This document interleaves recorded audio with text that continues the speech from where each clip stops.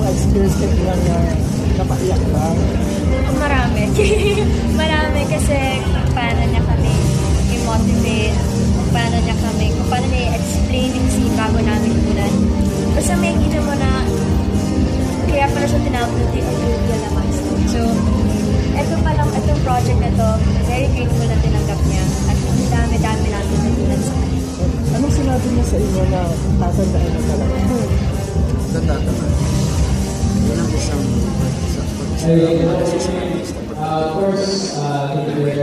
lagi ka dapat